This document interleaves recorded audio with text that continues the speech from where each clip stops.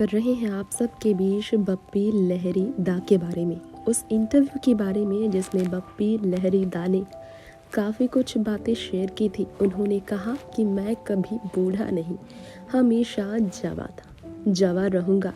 जी हाँ, बप्पी दा के उस इंटरव्यू में उनकी ये बातें याद आ रही हुई लोगों को, क्योंकि बप्पी दा ने वाकई में अपनी हर बात लोगों से दिल खोल कर किया था।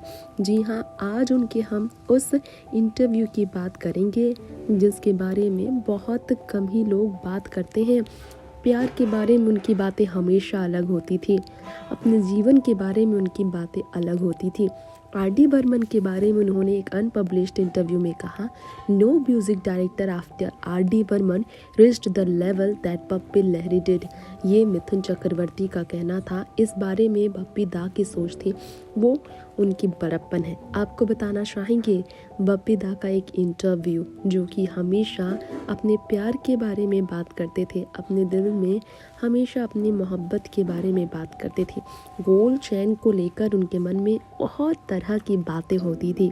आज डिस्को किंग बप्पी दा के निधन के बाद उनका अंतिम संस्कार हो गया है। परिवार काफ़ी तकलीफ़ में रहा है और अभी परिवार की तकलीफ़ काफ़ी तकलीफ़ भरी इसलिए है क्योंकि वो वाकई में बहुत इमोशनल हो गए हैं परिवार वाले बप्पी दा को होकर। लेकिन आपको बता दें, बप्पी दा जिनके गाने हमेशा सुपर डुपर पॉप गाने में रहे हैं, उन्होंने एक इंटरव्यू में कहा था, डार्क क्लास का रहस्य भी बताया था। साथ ही साथ आपको बताना चाहेंगे उन्होंने कई और बातें भी शेयर की थी। अपने जीवन में खुद को हीरो की तरह ट्रीट करने वाले बप्पी दा ने अपने ज़िंदगी के बारे में कई और बातें शेयर की थी। उनका ये कहना था कि वो अपनी ज़िंदगी में वही करते थे जो उनके मन में आता था। जी हाँ, अगर बात करें बप्पी दा के उस इंटरव्यू के बारे में जिसमें लता मंगेशकर जी के बारे में काफ़ी कुछ बातें उन्होंने शेयर की थी, तो आपको बता दें कि लता दी उनके लिए क्या थी। उन्होंने कहा कि मैं लता जी के साथ कोलकाता वाली उस तस्वीर को नहीं भूल सकता।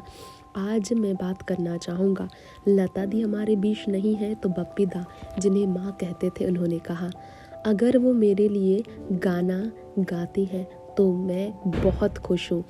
आज आपको बताना चाहेंगे उन्होंने बॉलीवुड हिट स्कोर को लेकर कहा, आमिर खान के पिता ताहिर हुसैन के ज़ख्मी में उनका फर्स्ट बिग हिट स्कोर था। लता जी के गाने अभी अभी थी दुश्मनी, इस गाने और आओ तुझे चांद पे ले जाओ, इस गाने को लेकर उन्होंने बात की थी। दोनों बिग हिट था। आशा और किशोर की ड्यूट के बारे में तो आप जानते ही हैं, जलता है जिया मेरा भीगी भीगी रातों में, ये ड्रेस था।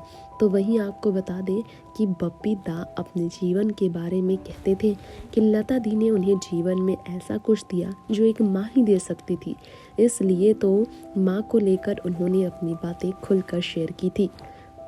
दरअसल बप्पी दा ने कहा था कि मैं काम करते रहना चाहता हूँ। बप्पी दा ने अपने इंटरव्यू में बारंबार कहा था, साल पहले भी 2 साल, कि मैं काम करना चाहता हूँ, मेरे हर साल गाने आते रहें, मैं सुनता रहूँ, अपने गाने सुनाता रहूँ, बस यही चाहता हूँ, जवां दिनों की तरह ज़िंदगी जीता रहूँ। ये चाहते थे बप्पी दा। कोविड के बाद वो कमज़ोर पड़ गए और इसके बाद बस दुनिया से अलविदा कह गए। नेक्स्ट 9 न्यूज़ से तृप्ति की रिपोर्ट।